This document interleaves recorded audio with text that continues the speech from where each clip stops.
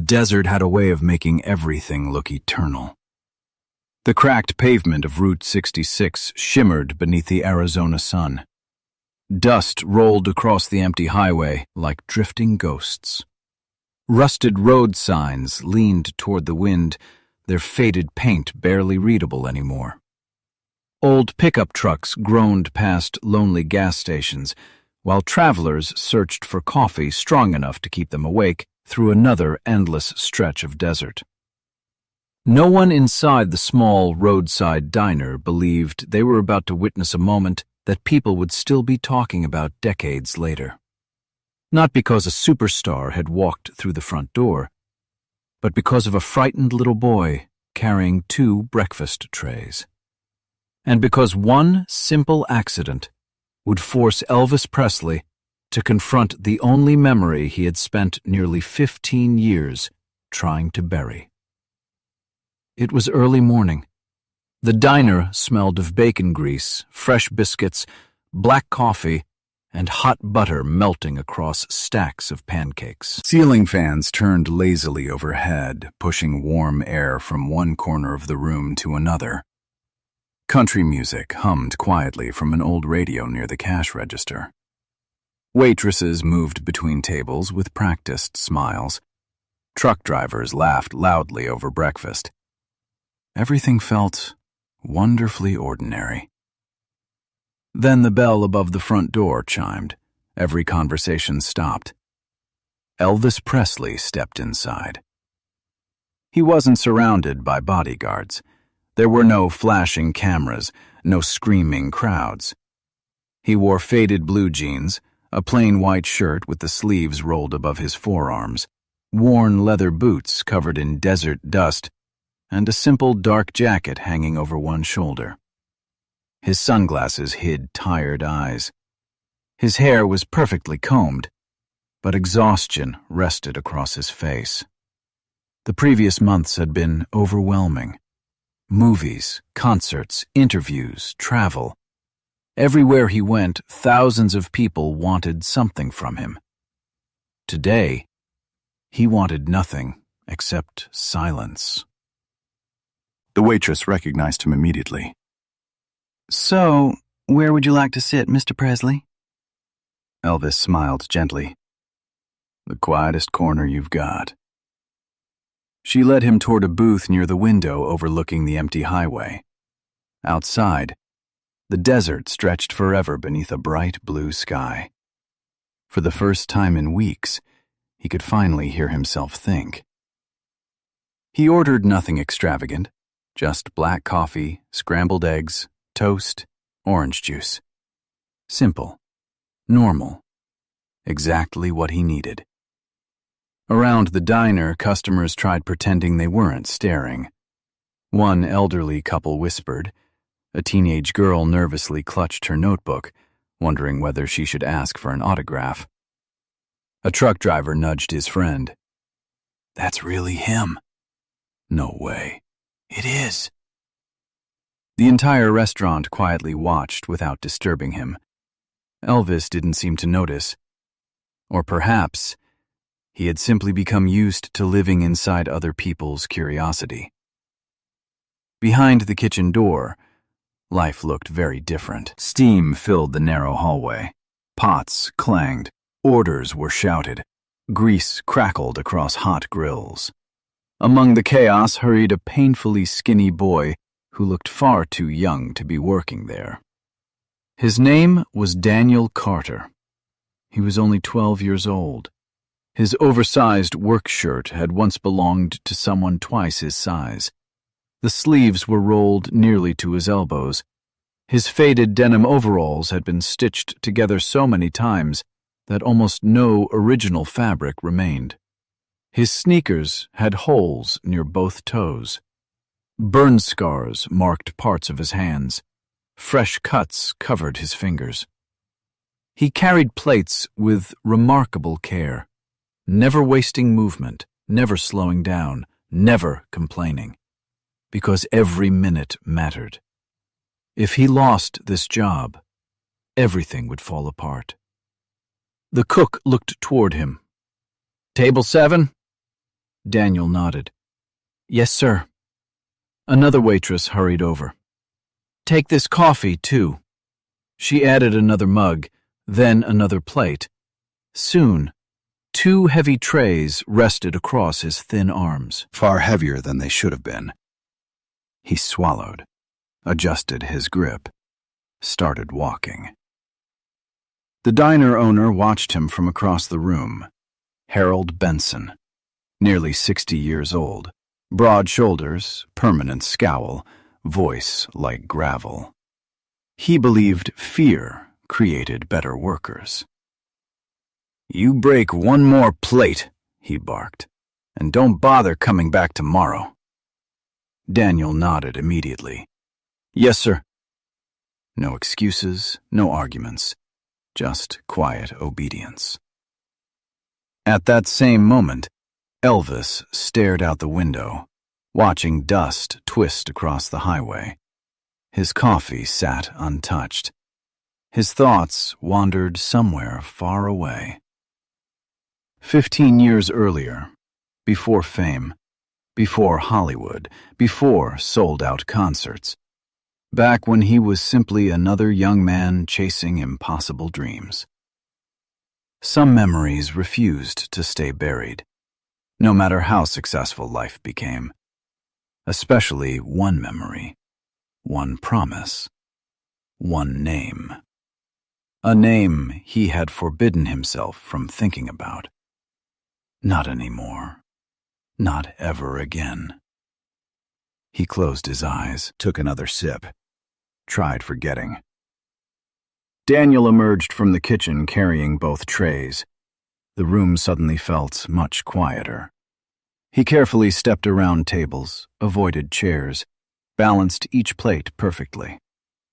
Only one more table. Then he could breathe. He passed the elderly couple. He passed the truck drivers. He passed the young girl still staring at Elvis. Then, someone pushed back a chair without looking. Its wooden leg caught Daniel's foot. Everything happened in less than a heartbeat. His ankle twisted, one tray tilted, then the other. The coffee flew first, then eggs, then bacon, then shattered white porcelain. The sound exploded across the diner. Crash! Hot coffee poured directly across Elvis's shirt. Eggs slid into his lap. Orange juice splashed across the booth. Forks clattered against the floor. Glass shattered. Silence. Complete, unmoving silence. Nobody breathed. Nobody moved. Daniel remained frozen. His face turned completely white. His lips trembled. He stared at the disaster surrounding him. Then slowly, his eyes filled with tears. He whispered, I'm sorry. No one answered. Harold stormed from behind the counter. His boots slammed against the wooden floor. I warned you. His voice echoed through the diner. I told you exactly what would happen. Daniel didn't even look at him. He kept staring at the broken dishes. His entire body shook uncontrollably. I'm sorry. Harold grabbed the front of the boy's shirt. You worthless little. Before he could finish, Daniel finally spoke louder. Not to defend himself, not to beg for another chance. Instead, he said something no one expected. Please, his voice cracked. Please don't fire me. A tear rolled down his cheek. My mother. He couldn't continue. He swallowed hard, then forced the words out. My mother is having surgery today. Another tear followed. I have to pay for her medicine. The room became impossibly still. Even Harold loosened his grip. Daniel whispered again. I'll clean everything. I'll work all night. I'll do anything. Please, don't make me lose this job. Elvis slowly stood. Coffee dripped from his shirt. No anger, no shouting, no frustration. Instead, his eyes settled on Daniel's trembling hands. That's when he noticed them. The burns. Old scars, fresh cuts. Hands no child should have. Then, something slipped from Daniel's pocket. A folded hospital receipt. It floated gently onto the floor. Elvis bent down, picked it up. I think you dropped. His sentence stopped halfway. His breathing stopped too. Printed near the top, in faded black ink, was a patient's name. Margaret Carter. Everything around him disappeared. The diner, the people, the noise, the shattered dishes. Gone. Only that name remained. Margaret Carter. His fingers tightened around the paper. His heartbeat pounded inside his ears. Impossible. It couldn't be. Not here. Not after all these years. He had spent almost 15 years convincing himself that chapter of his life had ended forever. But now, one forgotten name had reopened every wound. Without realizing it, Elvis whispered, Margaret. Daniel looked up in confusion. You know my mother? Elvis didn't answer, because at that exact moment, the past came rushing back with terrifying clarity. A small church in Mississippi, a frightened young woman crying beneath heavy rain, a promise made beneath an old oak tree, a letter that never reached its destination, and one terrible decision that had destroyed far more lives than Elvis had ever imagined. He had believed history was behind him. He was wrong. History had just walked back into his life, carrying 2 breakfast trays. The drive to the hospital took less than 20 minutes. For Elvis, it felt like 15 years. The old Chevrolet rolled through the quiet streets of the small Arizona town, its engine humming beneath the relentless afternoon heat. Dust drifted across empty intersections. Children chased one another outside weathered houses, unaware that history was quietly unfolding only a few streets away. Daniel sat in the passenger seat, holding his worn cap tightly in both hands. Neither of them spoke. The silence between them wasn't uncomfortable. It was heavy. Elvis kept glancing toward the folded hospital receipt resting on the dashboard. Margaret Carter. Every time his eyes found the name, another forgotten memory forced its way back into his mind. He had spent years convincing himself that some chapters of life could simply be closed. He was beginning to understand that they never truly disappeared. They only waited. Finally, Daniel broke the silence. You never answered my question. Elvis looked at him. What question? How do you know my mother? Elvis's fingers tightened around the steering wheel. I knew someone with that name. Daniel looked out the window again. There are probably lots of Margarets. Maybe. But not like her. Daniel smiled faintly. My mom says everyone remembers her because she smiled too much. That sentence struck Elvis harder than he expected, because that was exactly how he remembered her. Always smiling. Even when life gave her every reason not to. 15 years earlier. Long before sold-out arenas. Long before Hollywood contracts. Long before the screaming crowds. There had been a church picnic in a tiny Mississippi town. Elvis wasn't famous. He was simply another young man carrying a borrowed guitar and impossible dreams. That was where he had met Margaret Carter. She had laughed at one of his terrible jokes. He had laughed because her laugh was contagious. Neither of them had imagined that a single afternoon would stay with them forever. For weeks, they crossed paths again and again, sometimes outside the church, sometimes near the river, sometimes beneath the enormous oak tree overlooking the fields.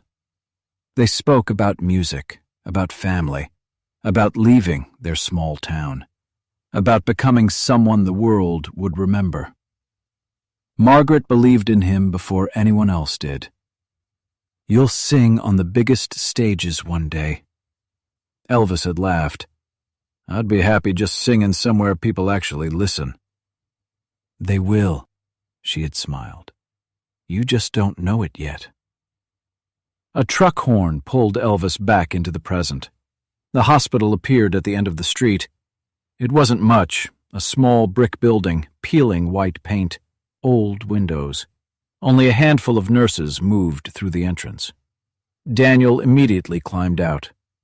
"I have to check on Mom." He stopped, turned back. "You don't have to come." Elvis answered quietly, I know. Then he followed anyway. The hallway smelled of medicine and disinfectant.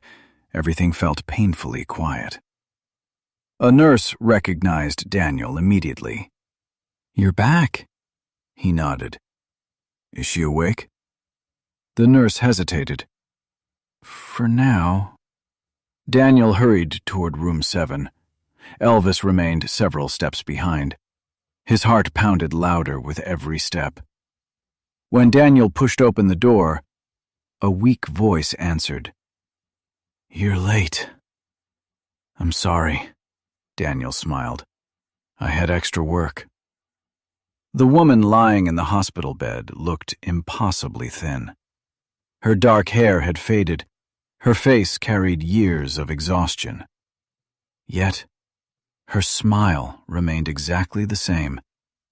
Time had changed almost everything, except that smile. Elvis stopped walking, his breath caught. Margaret slowly lifted her eyes toward the doorway. At first, she didn't recognize him. Then, everything changed. The color disappeared from her face. She stared, unable to speak. Her lips trembled. "Elvis?" The room fell completely silent. Daniel looked between them. You really do know each other? Neither of them answered, because 15 years of unanswered questions suddenly stood inside one tiny hospital room. After several long seconds, Margaret finally whispered, I always wondered if this day would come. Elvis stepped closer. So did I. Daniel frowned. Someone want to explain what's happening?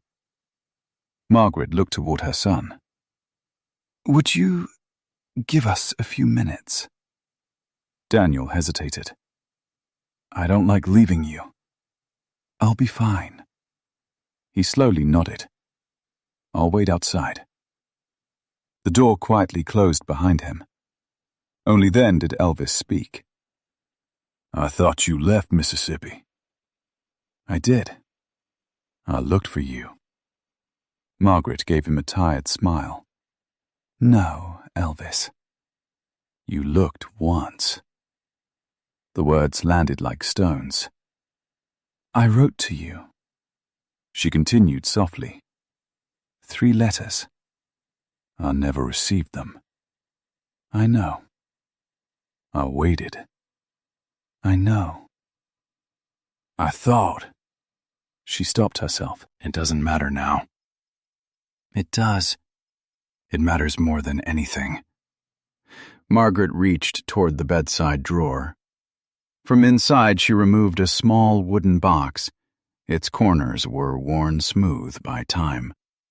She opened it carefully. Inside lay 3 yellowed envelopes, each one addressed in the same handwriting. Elvis Presley. None had ever been opened. He stared at them in disbelief. wrote these. I know. They came back. Every single one. He looked at the faded postal stamps. Each envelope had been marked, "Return to sender." I never saw them. Margaret nodded. I believe you. Elvis closed his eyes. So many years. Wasted. She gently shook her head. No, not wasted. They simply became someone else's life. She looked toward the window.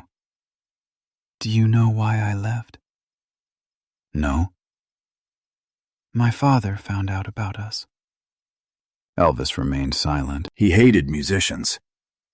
He said people like you never stayed.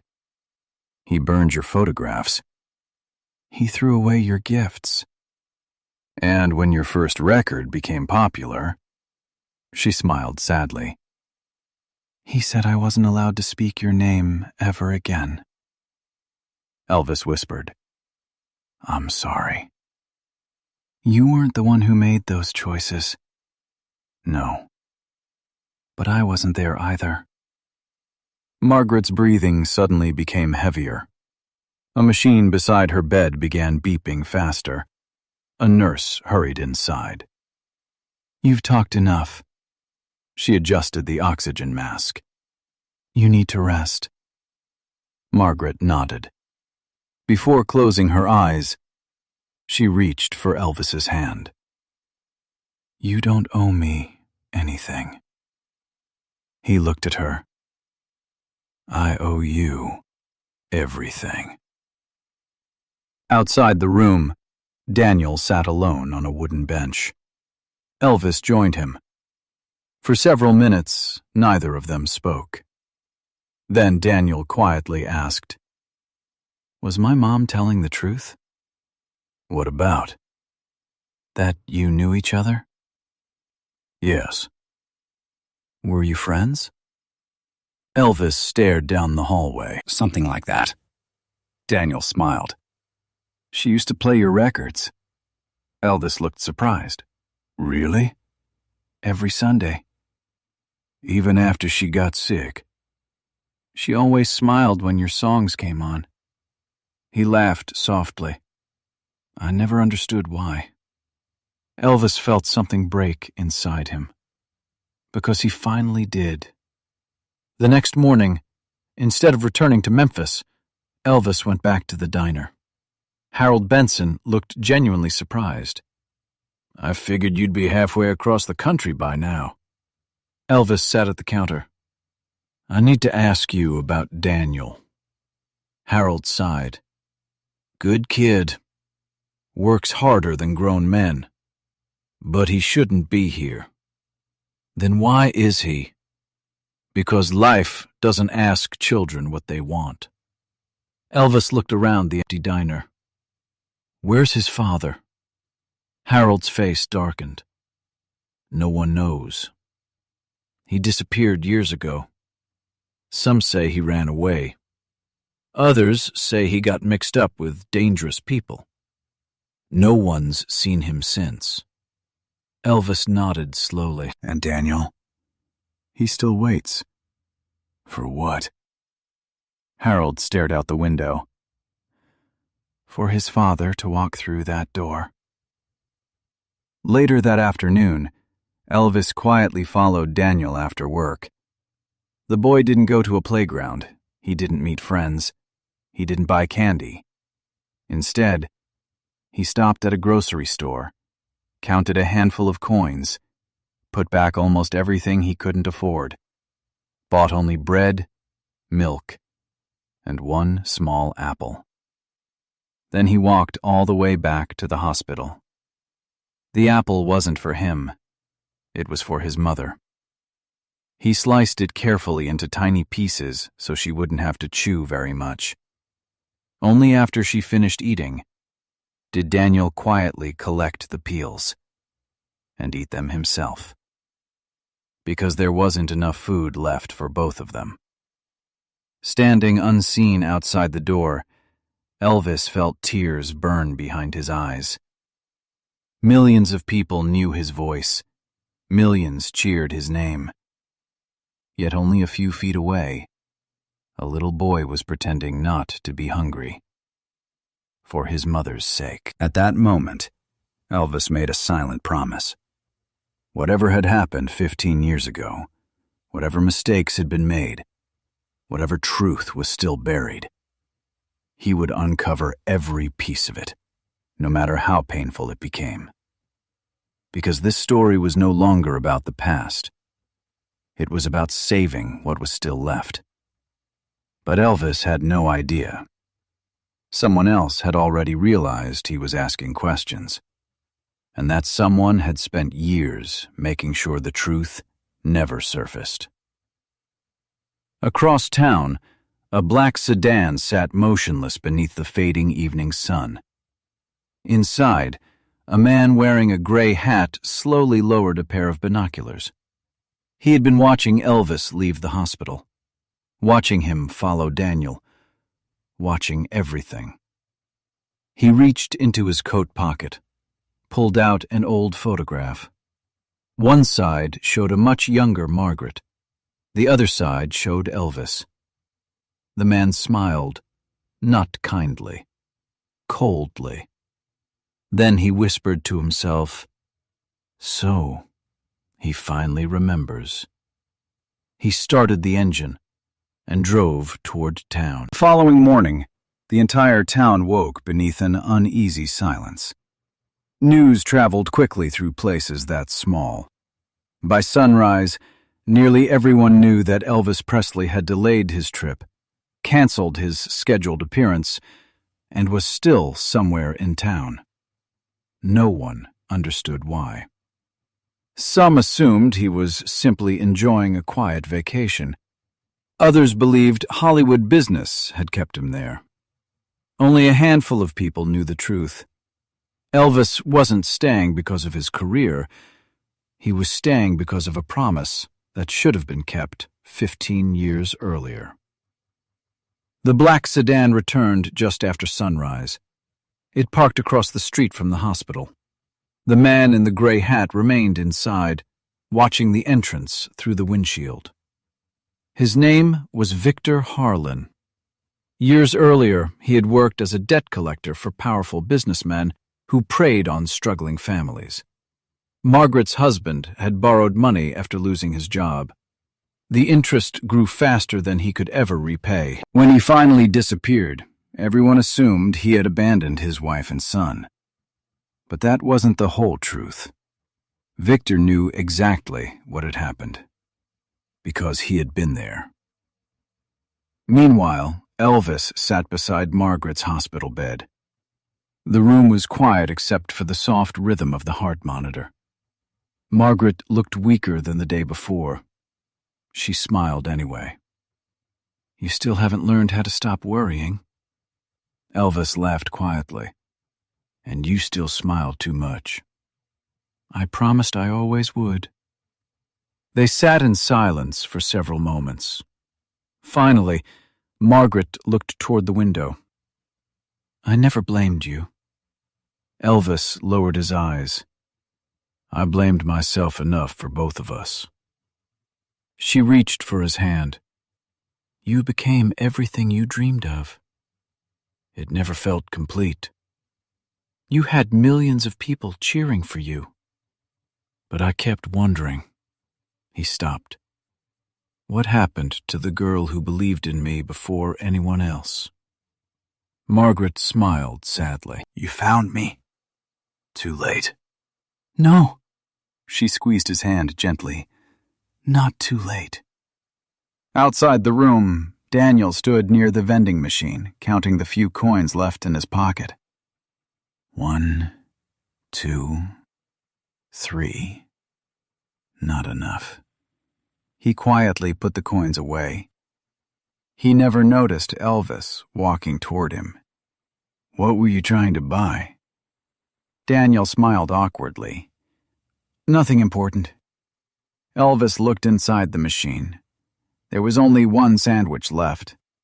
He bought it. Daniel immediately shook his head. "I'm not hungry." Elvis knelt until they were eye level. "You don't have to pretend with me." Daniel stayed silent. Elvis carefully split the sandwich into 2 equal halves. "If you don't eat," he smiled, "then neither do I."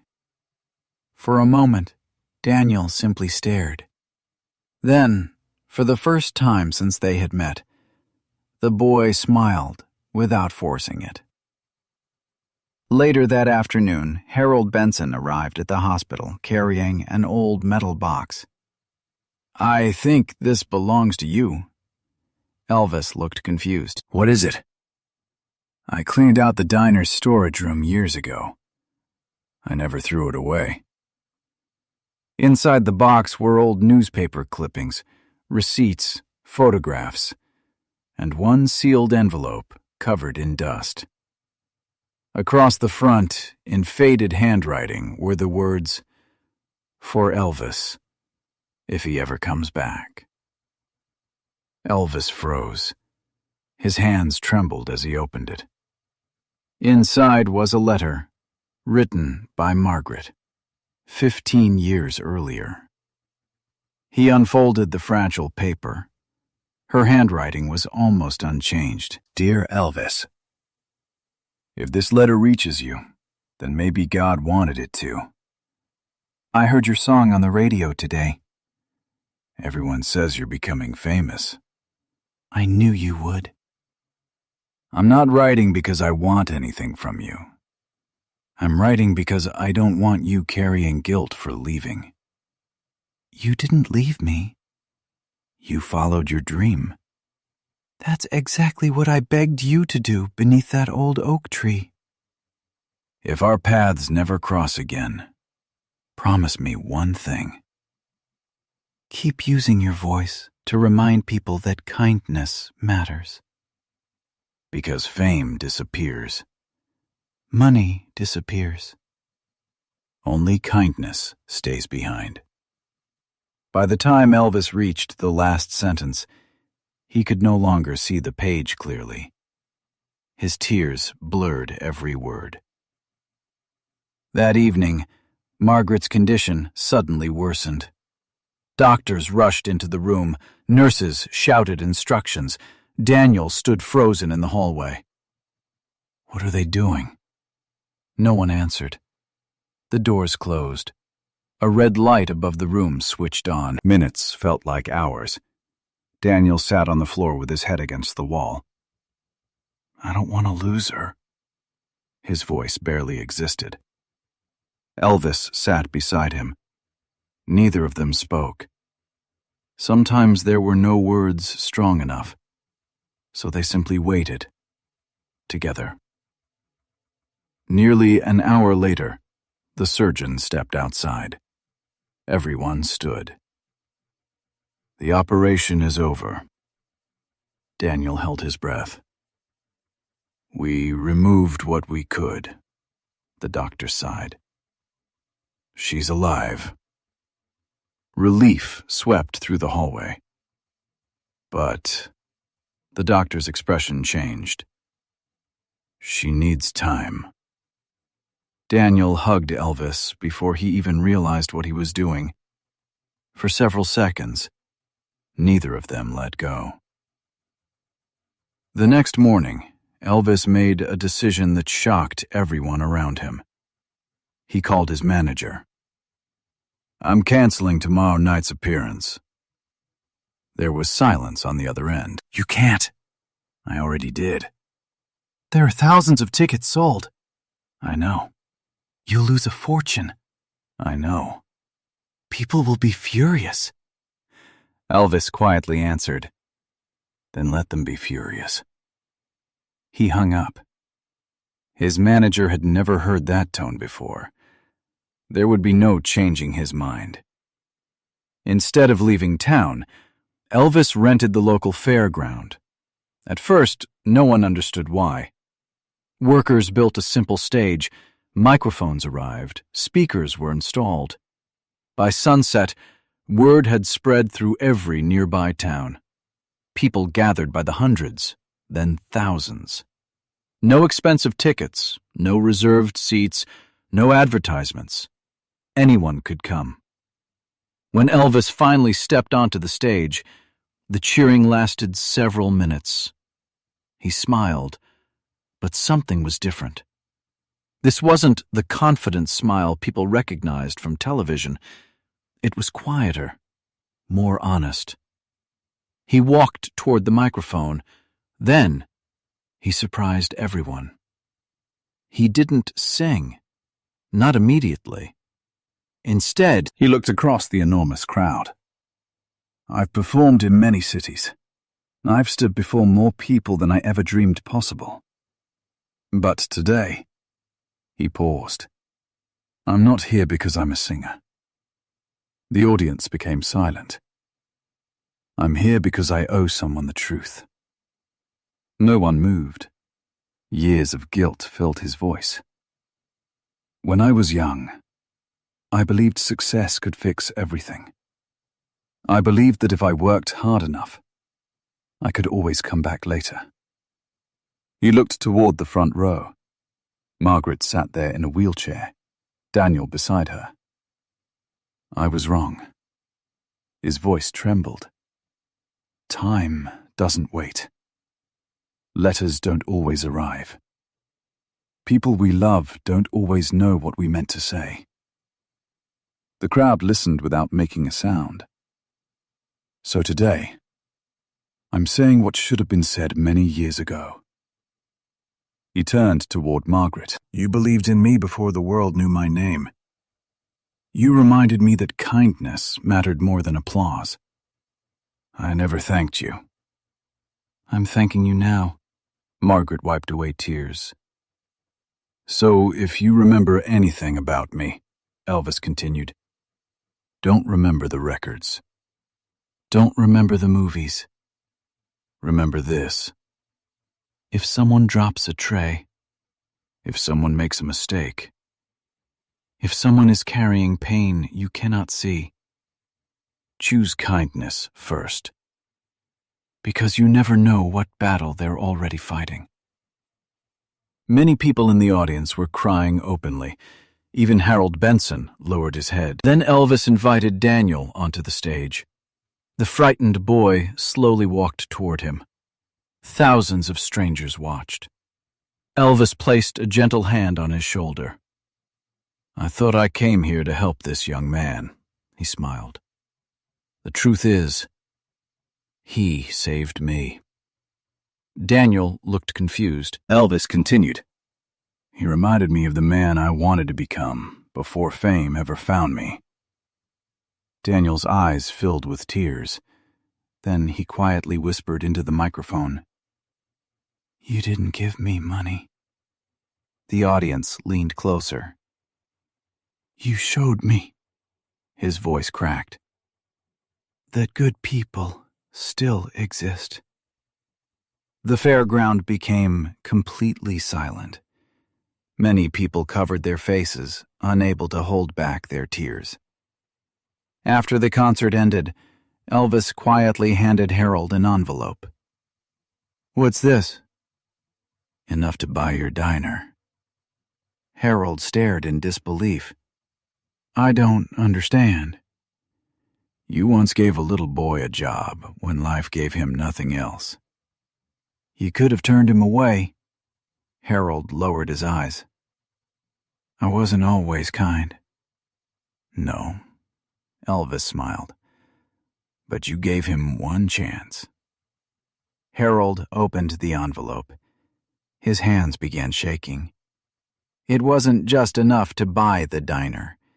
It was enough to renovate it, pay every employee fairly, and make sure no child would ever have to work there again. One condition was written on a single sheet of paper inside.